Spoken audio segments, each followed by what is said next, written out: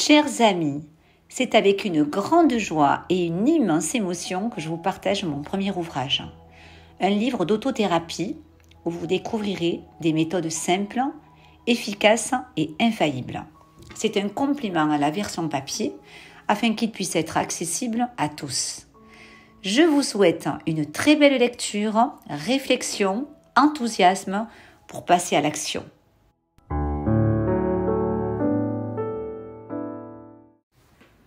Ouvre ton cœur pour que triomphe la vie. Vivre, c'est la chose la plus rare dans ce monde. La plupart des gens ne font qu'exister. Oscar Wilde. À mes enfants, Peter, Marie-Eva et Carla. Introduction. Depuis plus de 25 ans, j'exerce le métier de psychologue et accueille en consultation enfants, adolescents, adultes, parents, couples, familles et grands-parents. La demande principale est identique pour tous. Retrouver santé, paix, sérénité et joie de vivre. Chaque rencontre est unique et requiert de la part du thérapeute don de soi et respect d'autrui. Face à la souffrance de son patient, il se montre confiant pour deux. Avec compassion, une alliance s'établit. Chacun avance à son rythme, selon sa sensibilité et l'état des lieux dans lequel se trouve tout son être. Certains sont plus affectés que d'autres par les incidents endurés par le passé ou qu'ils subissent encore. Ensemble, l'édifice se reconstruit, se consolide et la petite étincelle qui ne demandait qu'à briller se rallume. Quel bonheur de voir, au fil des séances, se dessiner un joli sourire au bout des lèvres. Transmettre de manière simple et pratique un condensé de concepts théoriques pour comprendre le fonctionnement humain est la vocation de ce livre, peaufiné durant 5 années.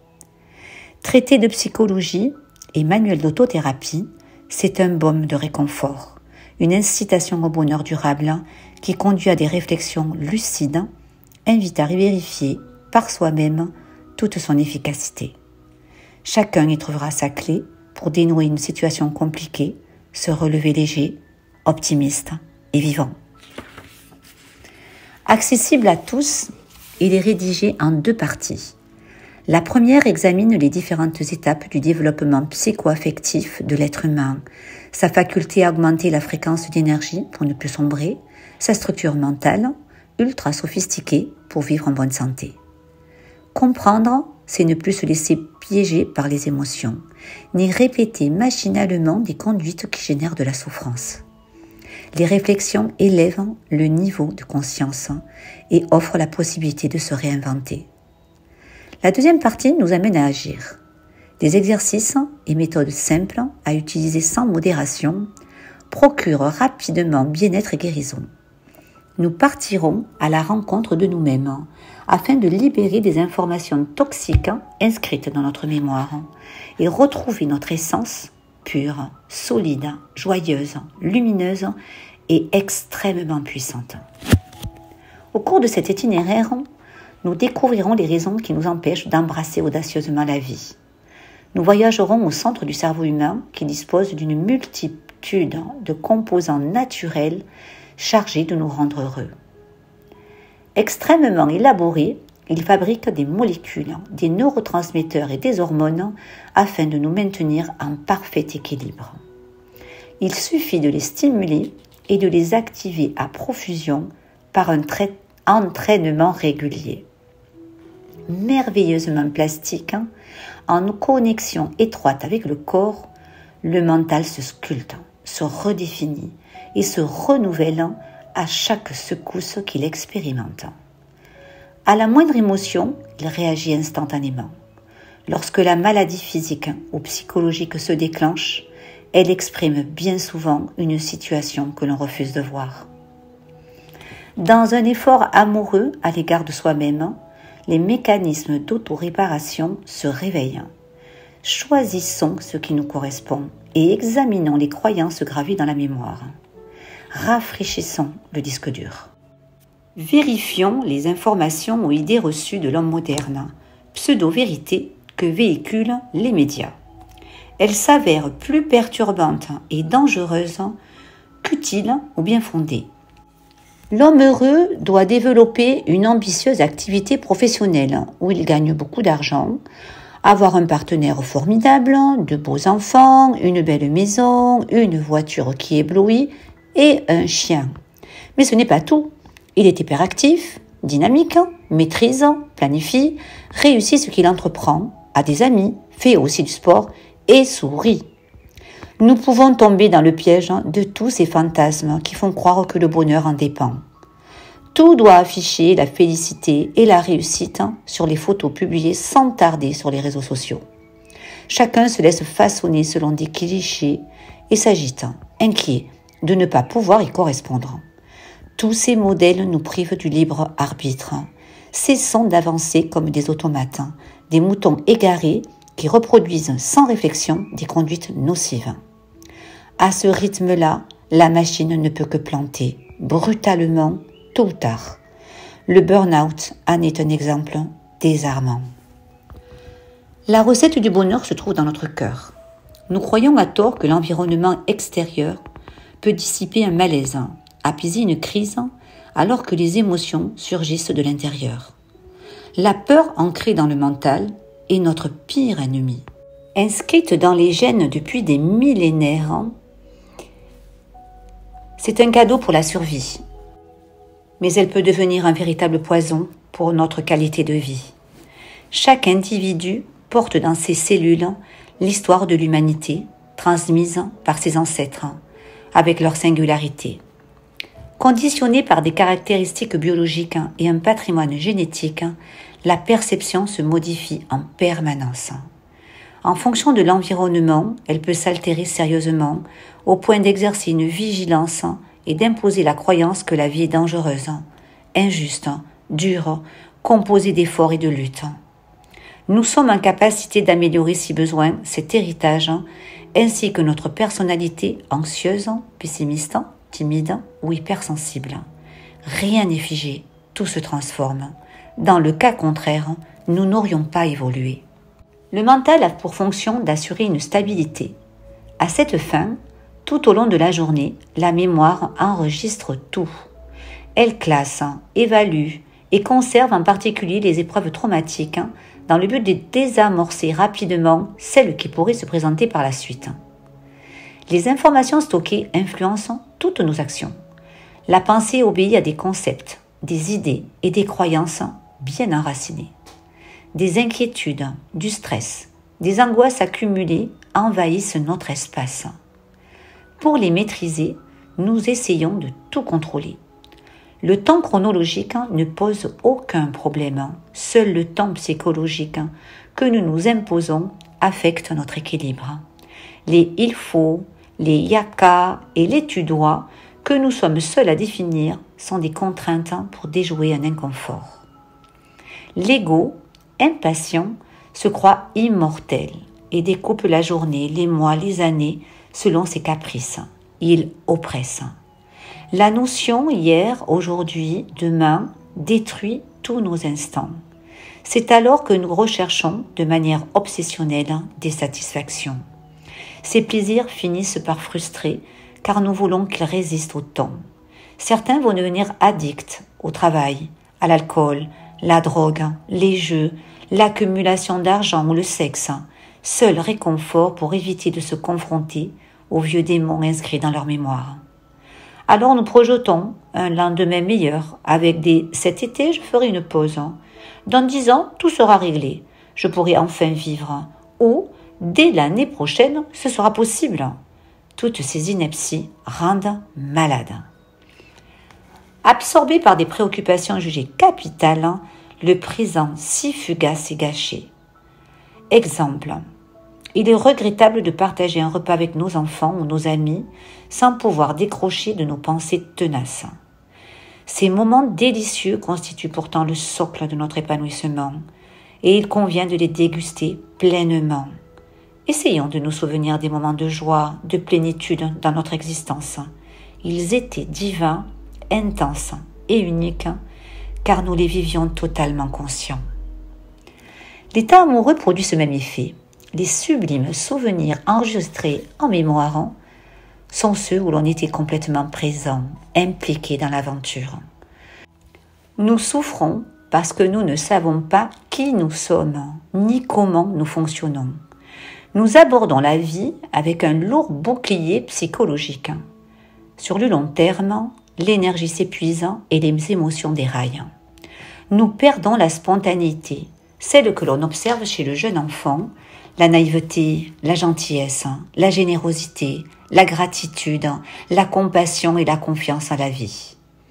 Nous sommes formatés selon des valeurs, des convictions et règles correspondant aux normes d'une culture. Même si nous les rejetons, elles laissent des empreintes et influent toujours sur nos décisions et relations. En conscience, désactivons-les.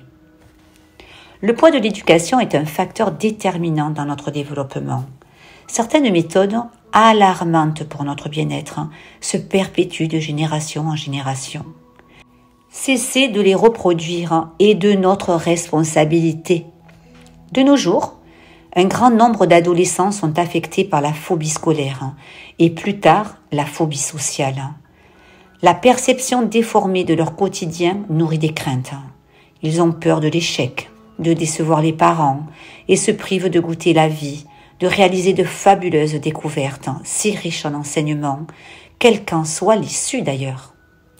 En manque de liberté psychique et avec une anxiété sous-jacente, ils fuient une réalité qui les effraie, pour s'enfermer dans un monde virtuel idéalisé, souvent agressif et violent. Le chef-d'œuvre émouvant du Pixar, Vice Versa, réalisé par le génie Pete Docter, explore avec finesse le passage de l'enfance à l'adolescence, avec pour fil conducteur le monde du travail des adultes, peu attrayant, voire repoussant, et la dépression enfantine. La petite Riley est troublée par ces émotions qui la guident dans son quotidien. L'histoire avance sereinement vers un dénouement, celui d'une personnalité éclatante et affirmée de la fillette. Cette dernière va se construire en fonction des souvenirs qu'elle décide de garder. Ce film, bijou de créativité, permet aux enfants de se connaître et aux parents de mieux comprendre le fonctionnement du mental. À la manière d'un enquêteur, nous examinerons toutes nos certitudes. Les idées limitatives ou négatives nous privent de vivre sainement.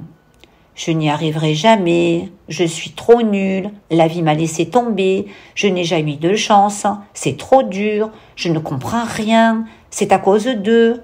Si nous les conservons à mémoire comme des vérités, elles bloquent la passion, le désir de se dépasser et avec le temps, elles angoissent, dépriment et démotivent. Nous rendrons visite à notre maison intérieure et toutes les pièces qui composent notre roman familial. Un état des lieux est incontournable. Les souffrances inutiles et les souvenirs troublants qui ne sont plus d'actualité seront rangés avec amour et bienveillance. Toute difficulté renferme un vrai mystère, les trésors inexplorés de notre personnalité. Il n'est plus question d'être victime ou coupable, mais résolument responsable pour ne plus répéter les mêmes schémas douloureux avec notre partenaire, nos enfants, notre famille, nos supérieurs hiérarchiques et nos amis. Se réconcilier avec soi-même, c'est se réconcilier avec toute l'humanité. Apprendre à se connaître, s'aimer et se pardonner améliore tous les liens. Séquestrés par des expériences négatives, nous attirons des relations toxiques qui ruinent notre santé. Connaître la nature humaine et ses besoins, son style d'attachement, la dépendance affective qui repose sur un manque de protection et de sécurité est fondamental. Identifier ses atouts, forces, faiblesses et les accepter, c'est cesser d'exister par procuration, découvrir la puissance créatrice qui est en nous et se libérer d'un idéal qui n'existe que dans notre tête. Il ne sera plus question de charger quiconque d'une mission impossible, celle de nous rendre heureux. Ces réflexions vont accroître la capacité à répondre avec entrain aux incidents de la vie et nous verrons comment les traverser, redéfinir les priorités et devenir extraordinairement vivants. Reprenons notre liberté. Le futur commence aujourd'hui. Il est possible de s'aventurer dans un monde en crise, cruel et égoïste, où la compétition, l'ambition, la comparaison, la jalousie et le besoin de posséder ou d'avoir raison existent. Une métamorphose profonde ne peut avoir lieu dans la société que si elle s'opère en nous radicalement. En perpétuel mouvement, le corps, l'esprit et le monde environnant se modifient constamment. Il suffit de faire le point sur nos 5 dernières années pour constater que la situation s'est transformée, quand bien même nous n'avions rien fait. C'est la loi de la nature, le cycle de la vie. Cependant, dans les moments de détresse, nous l'oublions et, à tort, pensons ne jamais pouvoir trouver une accalmie. Heureusement, ce ne sont que des illusions. Alors, doit-on résister au changement ? Le corps est le témoin du temps qui passe. Les rides apparaissent, le dynamisme diminue. Mais ce fantastique véhicule, même s'il perd de sa fraîcheur, peut déployer en abondance amour et virtuosité. Au fil des pages, l'enthousiasme, la créativité et la vitalité qui sommeillent en nous sont réactivés. L'estime de soi, la confiance, le courage et la détermination naturellement propulsés. Ces réflexions contribueront à enrichir notre existence. Les solutions apparaîtront comme une évidence. Ensemble, nous avons une magnifique tâche à accomplir. Découvrir le potentiel illimité qui est en nous. Élevons notre énergie. L'esprit est comme un champ en friche dont l'entretien et l'évolution ne dépendent que de la volonté. En expérimentant tous les jours des conduites conscientes et positives, nous côtoyons l'ardeur, la passion et la bonne humeur. L'amour resplendit. Nos rêves les plus fous se réalisent. Nous devenons magnétiques et contagieux. Nous avons tous un don à cultiver. Créateurs, infiniment puissants, nous pouvons prendre la direction que nous souhaitons. Apprendre à lâcher prise, c'est se laisser guider par la sagesse du cœur. Il ne se trompe jamais. Totalement conscients de notre pouvoir de guérison, nous accueillons la vie et nous l'honorons. Elle nous souhaite le meilleur. Les épreuves deviennent une occasion de s'ouvrir à la nouveauté. Les blocages, une alerte pour rectifier nos choix, poser nos intentions. Sans frein psychologique, immunisés contre toute négativité, nos décisions sont fluides et affirmées. Nous devenons inarrêtables.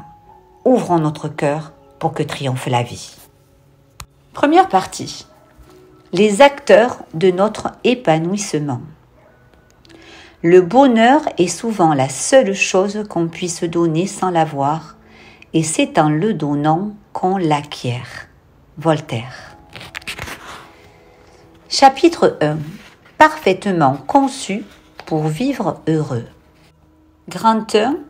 Un patrimoine génétique. Petit 1. Les cellules s'alignent selon nos intentions. L'être humain naît sur la planète Terre, parfaitement conçu pour vivre heureux. Le cerveau et le corps possèdent une large gamme de composants naturels chargés de maintenir l'équilibre, la paix et la bonne humeur. Prêt à être siroté à volonté, ce cocktail de neurotransmetteurs et de molécules s'active facilement chez les uns, alors que d'autres doivent recourir à un entraînement mental pour récupérer allégresse et santé. La vie nous confronte inévitablement à des moments de tristesse, mais rien ne peut altérer notre sérénité si nous le décidons. Au cours de la journée, soyons attentifs aux pensées qui vagabondent. Celles-ci renseignent sur l'ambiance émotionnelle dans laquelle nous évoluons. Les cellules s'alignent en fonction des messages qui leur sont adressés et ceux qui sont logés dans leur mémoire. Que rien ni personne ne nous écarte de l'objectif, être libre et heureux. Petit exercice. Fermons les yeux et recherchons dans les souvenirs un événement où nous nous sommes sentis parfaitement bien, enthousiastes et radieux. Retrouvons-le. Instantanément, le corps se détend et le sourire réapparaît. À l'évocation de la rencontre avec notre Big Love, la naissance de notre enfant, une anecdote heureuse, la réussite à un examen ou l'obtention d'un emploi si convoité, la mémoire active spontanément les cellules qui contribuent au bonheur. Il suffit de les stimuler 3 ou 4 fois par jour par des actions simples que nous verrons en deuxième partie pour que le quotidien soit accueilli avec enchantement. Nous établirons des priorités et aborderons les événements avec philosophie et sagesse. Un autre exemple couramment expérimenté est l'état amoureux. Lorsque Cupidon lance sa flèche et que notre joli cœur succombe aux caprices de l'amour, le cerveau met tout en œuvre pour vivre intensément ces moments de pur délice. Nous sommes ivres de bonheur grâce à la sérotonine. Celle-ci, produite par le tronc cérébral, augmente le plaisir. Cette hormone va entraîner une dilatation des vaisseaux sanguins qui pigmente les joues en rose et, moins connu, colore le cou pour attirer le regard. La tête relevée, nous affichant une pleine confiance, ainsi qu'un abandon total. Mais ce n'est pas tout, la voix change. Pour l'homme, elle devient plus rauque et pour la femme, plus aiguë, afin d'ensorceler tous les sens. Nous resplendissons de beauté, invincibles et confiants. Tout nous sourit et nous sourions à tout. C'est si bon. Au cours de cette phase amoureuse, l'hypothalamus stimule la libération d'endorphines et de dopamine qui nous rendent totalement euphoriques. Le plaisir de vivre, l'engouement pour se réaliser, la créativité se réveillent grâce à notre précieuse dopamine. Quant à notre allié, l'endorphine, elle procure une sensation grisante de bien-être. C'est cette immense joie et cette exaltation que nous voulons retrouver lorsque la relation chavire. Les pensées positives envoient des vibrations d'énergie qui attirent encore plus d'expériences positives. Nous sommes de véritables aimants. Et pendant que nous voyageons dans les délices du bonheur, l'hypothalamus se charge de produire une autre hormone, le cortisol, qui augmente le stress. D'un point de vue purement scientifique, tomber amoureux, c'est aussi être agité, impatient et anxieux. L'amygdale s'active. Cet organe situé dans le cerveau, responsable du sentiment de peur, se déclenche lorsqu'un danger menace. Elle nous place en état d'alerte. L'anxiété actionne une poussée d'adrénaline qui provoque une accélération du rythme cardiaque. Inquiets et en lutte, nous ne contrôlons plus rien et recherchons des méthodes utiles pour réfréner cet amour qui ne demande qu'à être pleinement dégusté. C'est en voulant maîtriser les sentiments que l'on adopte des stratégies aussi maladroites les unes que les autres et naviguons entre deux pôles, émerveillement et peur de perdre cet être tellement convoité. Nous nous exprimons de manière confuse et équivoque et adoptons des comportements souvent surprenants et ambivalents. Qui n'a pas hésité à répondre au message reçu de son pretty boy ou sa pretty woman? Je réponds quoi? Comment? Quand? Qui n'a pas décliné une invitation prétextant être occupé alors qu'il était libre comme l'air pour finalement se morfondre de regret? Nous faisons tout et son contraire, mais rien ne résiste à l'amour. Ce breuvage explosif de neurotransmetteurs, messagers chimiques du système nerveux central, agit comme une drogue. Pendant cette phase de relation, nous sommes comme en état de manque lorsque l'être aimé est absent. L'amour rend accro et indulgent, même quand l'élu adopte des conduites inattendues. Ces indicateurs dévoilent la force des sentiments. Au tout début d'une relation amoureuse, nous courons donc le risque d'être facilement manipulables, car, sur le plan neurologique, nous sommes dépendants, aveugles et stressés. Nous commençons même à nous ressembler en adoptant les mêmes mimiques. Les obstacles sont minimisés, les points communs renforcés. C'est au bout de 6 à 9 mois que l'effet grisant commence à s'estomper. Et, si tout se passe bien, La glande thyroïde aura sécrété une hormone, l'ocytocine, qui favorise le calme, l'empathie et le sens du devoir. Elle pousse inconsciemment vers une relation durable et prépare à un avenir éblouissant, prémissant d'un amour naissant. Petit 2, remercions la neuroplasticité. D'un point de vue anatomique et fonctionnel, les gènes se régénèrent et peuvent muter. L'évolution humaine en est la preuve. La première fonction du mental est de s'adapter. Il enregistre tout au long de la journée dans son disque dur les informations qu'il traduit selon son logiciel. Celles-ci activent des émotions, positives ou négatives. Comme un GPS, elles influencent nos décisions, déforment la réalité, entravent les relations et gouvernent notre vie. Bien que la perception de nous-mêmes ait changé depuis notre enfance, elle peut encore nous contrarier inconsciemment. Sommes-nous aujourd'hui les mêmes qu'il y a 10 ans, 20 ou 30 ans? Vraisemblablement pas. À l'adolescence, par exemple, nous étions peu satisfaits de ce corps ressenti comme disgracieux et de ce mental fragile et maladroit. Le traumatisme de notre première rupture sentimentale a-t-il vraiment une place importante aujourd'hui? Que nous a-t-il renseigné sur nous? Qu'avons-nous métamorphosé? Réactualisons en conscience les épisodes de notre histoire, rangeons-les délicatement dans l'album des souvenirs et réjouissons-nous du chemin parcouru. Grand 2, un héritage biologique. Petit 1, nous ne sommes pas tous égaux biologiquement. Chacun porte en lui les caractéristiques particulières de ses aïeuls, avec des attributs physiques, physiologiques et psychologiques. L'histoire de nos ancêtres, avec son lot de souffrances, ses atouts et ses accomplissements, est conservée dans la mémoire cellulaire, et avec ces bagages plus ou moins lourds qui pèsent sur notre perception, l'aventure démarre. Nous arrivons au monde avec une paire de lunettes plus ou moins déformées, l'héritage familial et ses influences. À cela s'ajoute un véhicule normalement confortable, le corps. Avec ses équipements commence la vie. Nous ne sommes pas tous égaux biologiquement pour côtoyer le bonheur, mais nous pouvons y remédier. Petit 2, le tempérament organise notre vie. Pour répondre à une situation, des gènes sont sollicités plus facilement que d'autres selon notre traducteur interne, la perception de chacun. L'amygdale, siège de la peur, possède un volume très important chez les sujets anxieux et déprimés. Quelle position allons-nous adopter devant un incident? Exemple le plus classique, la peur. Face à une situation anxiogène, le corps réagit.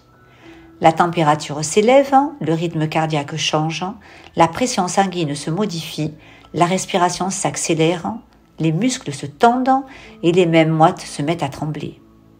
Même la vision peut être affectée. Le corps et l'esprit utilisent des mécanismes de défense pour maintenir une stabilité. Les défenses psychologiques les plus connues sont le refoulement, l'évitement, le déni ou la projection, dans le but de contourner l'élément perturbateur. Les mêmes défenses utilisées de manière répétée finissent par échouer. Le corps et l'esprit perdent leur équilibre. Autre exemple. Au volant de notre voiture, une personne nous agresse verbalement. Spontanément, une réponse est apportée, celle qui correspond à des schémas de pensée inscrits dans notre mémoire.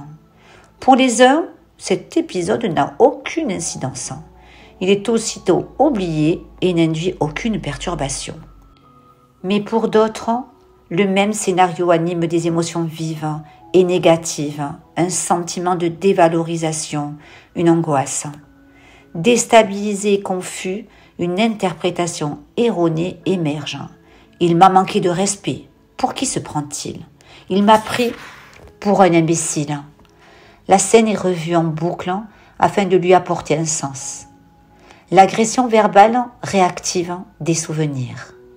Des sentiments de colère, de frustration, d'incompréhension, d'injustice ou d'humiliation non résolus se réveillent. Apprenons à identifier l'émotion sans tenir pour responsable la situation ou la personne. Le simple fait de reconnaître notre état agité, d'en prendre soin, apaise. Je suis en colère, j'ai peur, je ne sais que dire, faire, je suis choquée. Toutes ces émotions qui nous habitent nous appartiennent.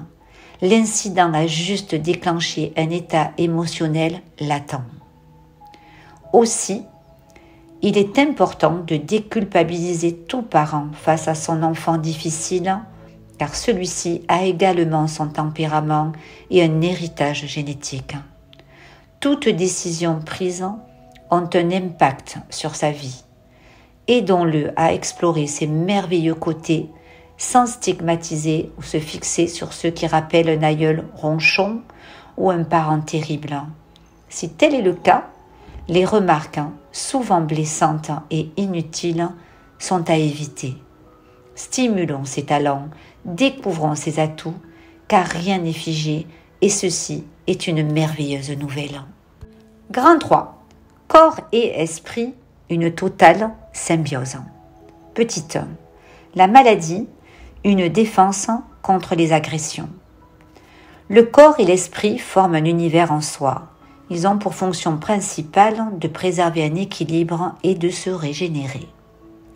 En parfaite connexion, ils harmonisent notre vie. Dotés d'une capacité à se réguler, ils recherchent toujours un ordre intérieur. Ils s'organisent et se soignent par eux-mêmes. Tout au long de la journée, machinalement, le mental conserve, classe et évalue les événements. Chaque perception initie une pensée qui active des millions de substances par une impulsion biochimique électrique. Ces substances envoient des informations à des millions de cellules qui induisent un changement physiologique. La majorité des malaises vagos sont une réinitialisation du corps qui, face à une décharge importante de stress, s'évanouit. Le fait de tomber dans les pommes est un réflexe adaptatif pour retrouver une stabilité. De même, pour parer à un choc réel ou imaginaire, le corps crée instantanément un environnement plus acide pour détruire l'agent responsable du trouble. Une inflammation, par exemple, dans une zone du corps, peut avoir plusieurs origines, émotionnelles, réactionnelles, ou être le résultat d'un traumatisme. La présence d'un corps étranger provoque la même réaction. Dans un premier temps, le corps, secondé par le système nerveux, va isoler la partie abîmée afin de ne pas contaminer les autres. Les cellules sont capables de se réparer en se modifiant et en délimitant les lésions endommagées. Une sorte de muraille se construit pour apporter une solution, mais, en cas d'échec, les cellules s'autodétruisent. Des doses de stress répétées régulièrement provoquent des maladies psychosomatiques. L'affection s'installe dans une région particulière en fonction de la nature du conflit et pour chaque maladie correspond un état mental et inversement.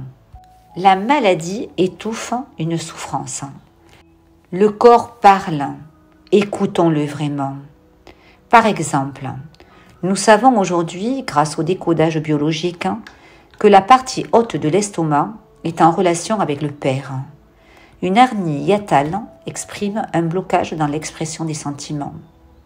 La personne malade présente souvent une rigidité mentale.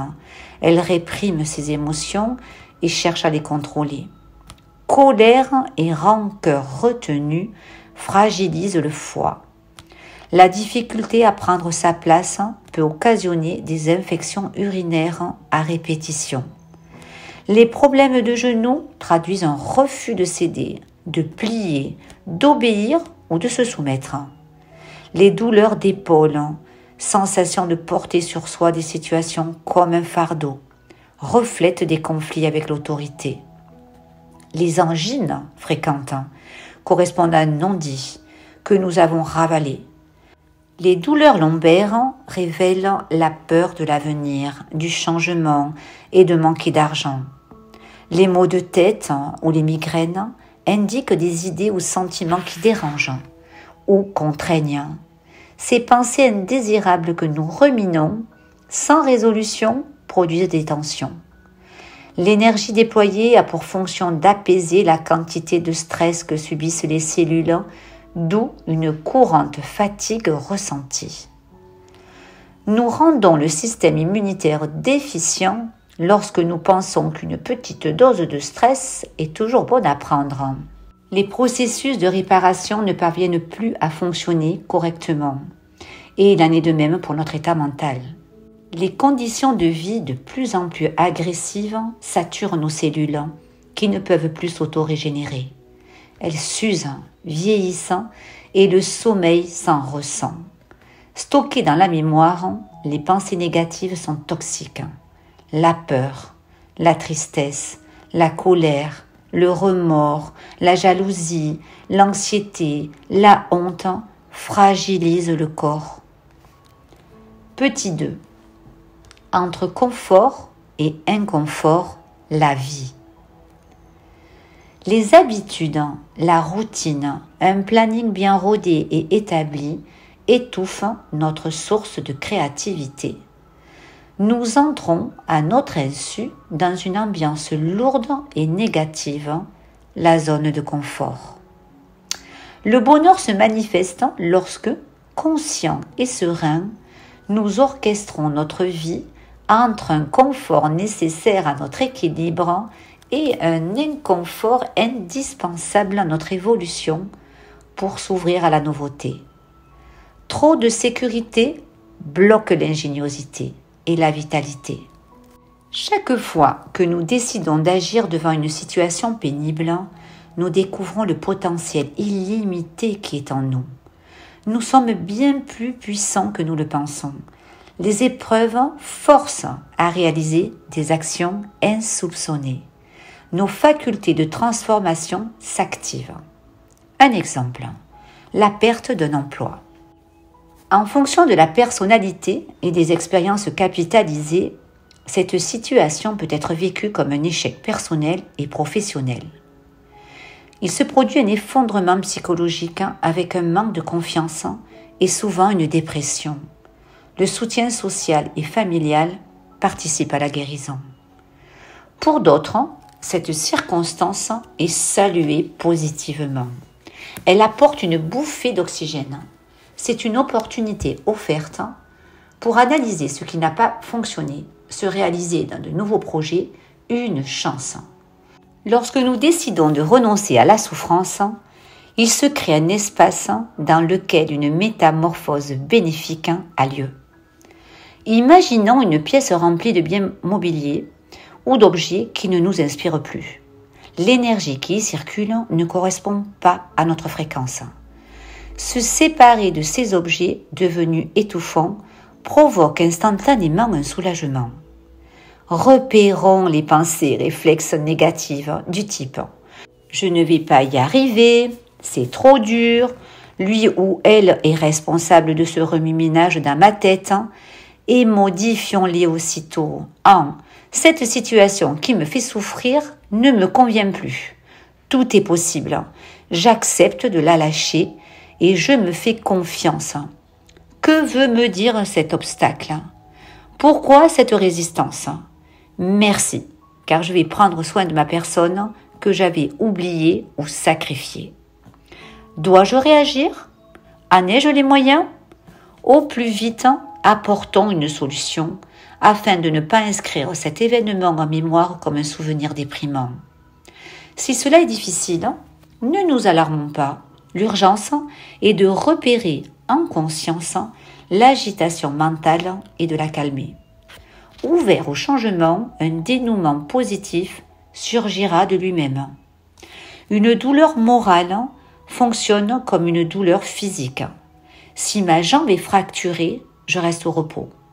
Prendre soin de son état, s'ajuster en fonction de ses moyens, permet une rapide guérison. Refuser, accuser l'épreuve, La personne se montrer impatient, nier ce qui arrive, aggrave la situation qui s'installe parfois durablement. Petit 3. Vignette clinique. Hugo, 25 ans. Hugo est un brillant jeune étudiant qui possède de vives capacités intellectuelles. Beau, dynamique et débordant d'énergie, il croit que la vie a plein de dents. Tout ce qu'il entreprend est réussi. Ingénieur commercial, il part terminer ses études en Australie. Un mental d'acier, il vit à 200 à l'heure et multiplie les activités. Il est amoureux et tout semble lui sourire. Mais voilà qu'un événement vient bouleverser ses projets. Un 31 décembre, Hugo part retrouver ses amis à la montagne pour fêter son anniversaire et la nouvelle année. Cette soirée, arrosée, décontractée et osée, se termine par un tragique accident de snowboard. Hugo tombe dans le coma. Il est amené en urgence à l'hôpital. Au réveil, les diagnostics des médecins sont unanimes. Il est condamné à vivre dans un fauteuil roulant. Sa tête a subi de violents traumatismes. Son visage est tuméfié par de multiples fractures. Hugo a du mal à parler et sa mémoire lui joue des tours. Sa mâchoire est fortement abîmée. Il s'exprime difficilement. Conscient de son état, il refuse son intolérable sort. La rage et la volonté de défier le destin le conduisent à puiser en lui force et détermination pour sortir de sa nouvelle condition. Il sait au fond de lui qu'il va guérir. Il n'hésite pas à demander de l'aide. Soutenu par son kinésithérapeute et des spécialistes qui croient en ses possibilités, il met tout en œuvre pour progresser. Les premiers mois en centre de rééducation, il découvre son incroyable potentiel. À l'écoute de ses possibilités, les limites sont repoussées, toujours un peu plus loin. Douleur et angoisse sont présentes, mais le désir de se dépasser anime tous ses efforts. Hugo est décidé à agir sur la vie. Il subit au fil des mois des interventions chirurgicales pour améliorer son état physique. Pendant toute une année, il se montre assidu auprès de son efficace orthophoniste, dévoué et optimiste. Il va se rétablir, il n'en doute pas, quoi qu'on puisse lui dire. Sa ferme intention d'agir et son obstination à guérir de toutes ses blessures sont saisissantes, ses convictions contagieuses. L'équipe médicale et paramédicale y croit, l'encourage et s'engage avec lui dans l'aventure. Sur les précieux conseils de son médecin généraliste, il démarre sans hésiter une psychothérapie. Hugo va se réconcilier avec lui-même. Auparavant, il collectionnait les réussites qu'il banalisait et n'était jamais suffisamment satisfait. Tout était centré sur son besoin de reconnaissance, alimenté par le mental. Ses souvenirs d'enfance et ses souffrances le persécutaient. Décidé à reprendre en main tout son être et à ne plus avancer les yeux fermés, il établit des objectifs journaliers sur un cahier. À son écoute, il apporte dans son quotidien tous les ajustements nécessaires pour redessiner sa vie, attentif et bienveillant. Tout d'abord, il apprend à discipliner le mental, plus question de le laisser vagabonder. Avec conscience, il accueille ses pensées et les filtre. Il adoucit instantanément celles qui le polluent et en accepte aussi d'autres qu'il ne peut dissiper pour le moment. Hugo côtoie aussi le découragement, la fatigue, la désillusion, la lutte et la déprime. Ces phases de renoncement, d'hésitation, de doute vont participer à son extraordinaire métamorphose. Avec respect, il accueille tous les mouvements émotionnels et s'en accommode au mieux. Chaque épreuve est une occasion de se réinventer. Elle libère des croyances erronées et apporte un enseignement. Un an s'est écoulé. Les chirurgiens, les neurologues, les médecins généralistes sont très étonnés par la miraculeuse transformation de son état physique et psychologique.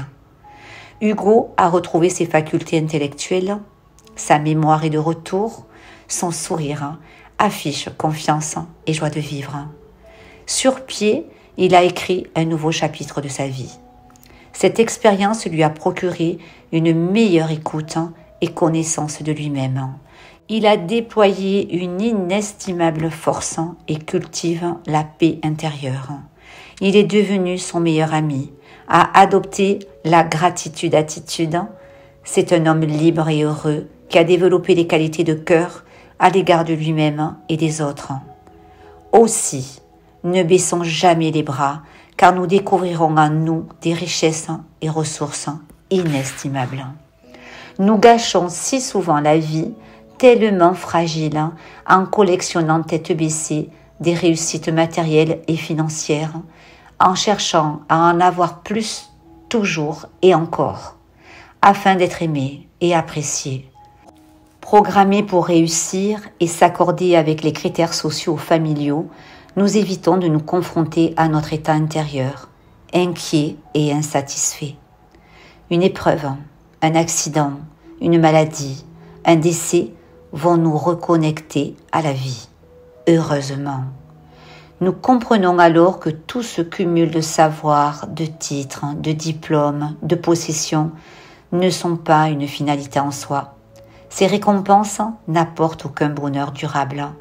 Les épreuves sont des défis que nous impose la vie afin de sortir de notre endormissement, de nous réaliser avec enchantement.